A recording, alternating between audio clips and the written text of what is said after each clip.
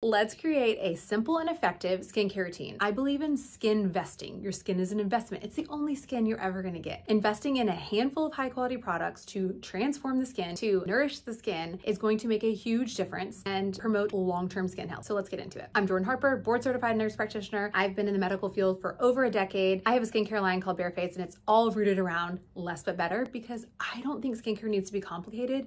You just need to be using a handful of products to protect, prevent, repair, and correct. I like to think of skincare like building a car. So think about a car. You've got your 4 tires, you've got a chassis, kind of the body holding everything together, and then you've got your outer shell. And just like a car hasn't really changed that much in the core concept in the past 100 years, the same thing applies with skincare. Of course, there's been new innovation. Of course, there's new products on the market, but there's some tried and true concepts and foundational products that you need no matter what. So let's break it down. Step 1, let's think about your 4 workhorses in your, I call this the core 4. This is an exfoliant, this is a retinoid, this is a vitamin C, and a sunscreen. So break it down from order of importance. Sunscreen, it's just your number 1. And a lot of people don't like to hear that, but investing in a daily sunscreen is the number 1 thing you can do for your skin for long-term skin health. Not only to prevent skin cancer, but also it is estimated that 90% of skin aging comes from sun exposure. So if you can prevent some sun damage, your skin is gonna look better and healthier for years to come. Your number 1 investment is sunscreen. Start there. If you are not committed to a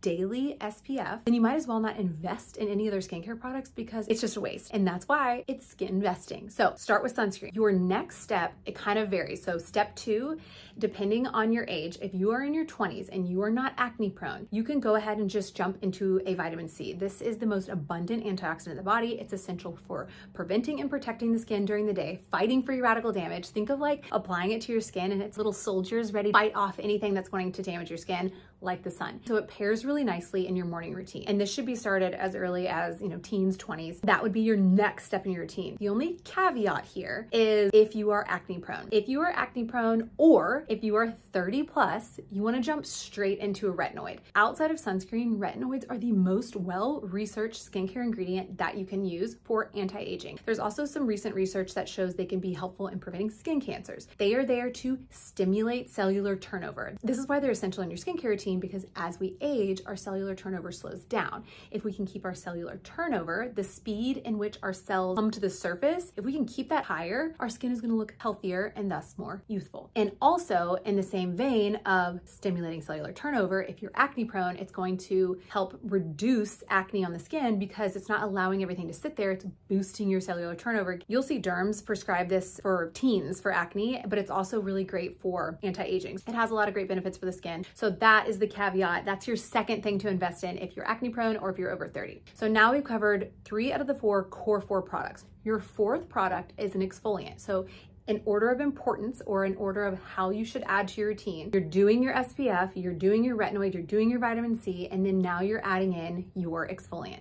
This is going to help remove dead skin cells from the surface of the skin. It's going to help wash out the pores. It's going to help your skincare products penetrate better. You don't want a bunch of dead skin on the surface of the skin, because your skincare is not going to absorb as well. Your skin's not going to look as glowy. You want your fresh, new skin cells to be showing, and that's going to make your skin look and feel healthier. It's going to help with texture. It's just an essential. So those are your core 4. Your SPF, your retinoid, your vitamin C, and your exfoliant. So that is where you want to start with building a skincare routine to prevent, protect, repair, and correct.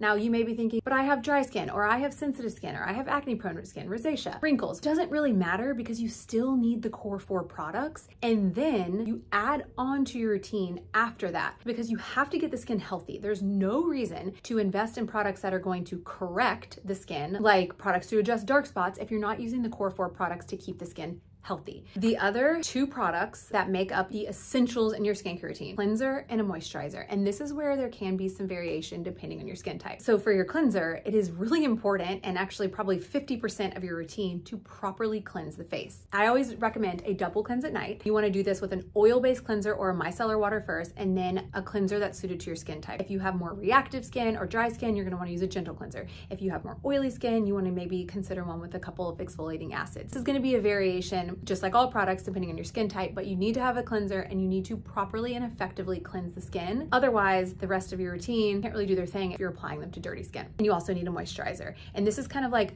the whole scope of your routine. It's a total of 6 products. Your SPF you're only gonna use in the morning, and your retinoid you're only gonna use at night. You have a very, very simple routine, and it's a very efficacious routine. Here's the thing. Everyone wants to promote this like transformational one product that can do it all, and that just doesn't exist. And also, as much as people want to like jump on these trends, there are some just tried and true principles that all you need, and I personally, I want a minimal routine. And if I want to do something extra one night, great. But I want my day-to-day routine to be very, very minimal and very effective. And I know with these 6 products that I'm covering all of my bases. You'll notice I didn't say an eye cream yet. And the reason is you want to build your foundation to your routine before you add a treatment product. And I think of eye creams as a preventative product that you can use in your routine, but you want to make sure you're using the core 4 and then obviously a cleanser and a moisturizer. So eye creams are very beneficial and they do a really good job of supporting your skincare routine, but you don't really need to start one until you've invested in the basics of long-term skin health. If you are pregnant and are not able to use a retinoid, or if your skin is just extremely sensitive and you're not able to tolerate a retinoid, then you can add in a retinoid alternative. This is typically a product that has bakuchiol in it, and they've done studies where 0.5% of bakuchiol used twice a day has similar results as using a once a day retinol. Now, the thing about bakuchiol is it actually acts as a retinoid booster. So when you're not pregnant, you can continue using a product with bakuchiol in it to allow your retinoid to work longer and more effectively on the skin. So this is why for barefaced, we developed a retinaldehyde